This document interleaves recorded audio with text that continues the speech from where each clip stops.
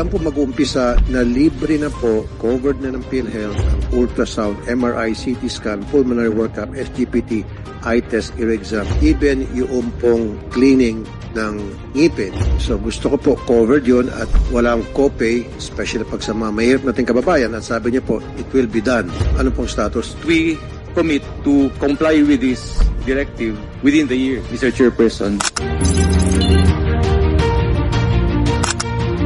Pinapabot po namin kay Senator Raffy Tulfo yung aming taos-pusong pasalamat. Dahil po sa kanyang direktiba, lalo na sa directive ng Senate, ang PhilHealth po nag-develop ng dental package on top of the Consulta program. Yung dental package po ay ilalabas namin ngayong December 2024. Ang coverage po dito is yung dental prophylaxis twice a year. So lahat po ng member, lahat ng registered beneficiaries under the Consulta program makaka-avail po ng dental services. So libre din po itong dental check-up.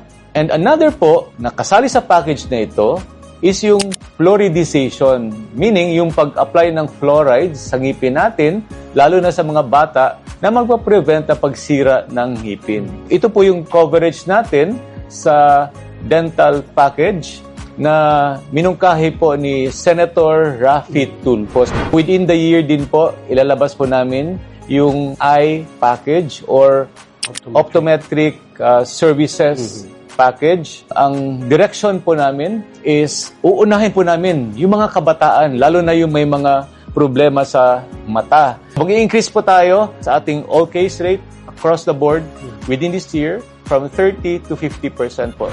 Yung mga serbisyo na maaari po na ma-avail under Consulta ay una, libreng consultation, check-up. Siyempre, meron din pong laboratory.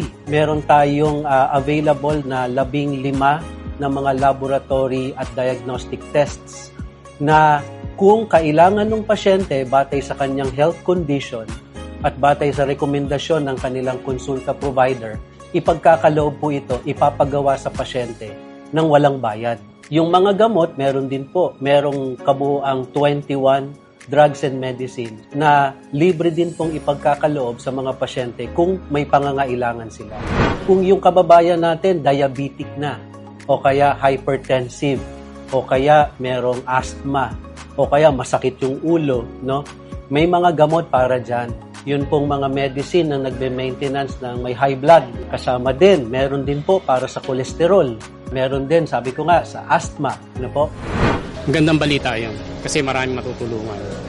Mostly mahihirap, nabubungi, walang pambayad sila sa dental. Sa tingin ko po, magandang programa po yun. Kasi mas nakakatulong po yun sa mga, lalong mga kapuspalad. Napakaganding po talaga kasi marami na siya matutulungan ng ganun mga walang pambayad. Kagaya namin, malaking tulong yun. Thank you, Sir Raffy. Thank you po. God bless po, sir. Senator Idol, masaya kami sa panukala niyo. Maraming salamat at makakatulong sa mahihirap ito. Thank you po sa programang pinatupad niyo po. Malaking bagay ho yun, tsaka malaking tulong po sa mga mamamayang Pilipino po. Sir Raffy, maraming salamat sa makakatulong sa kapwa.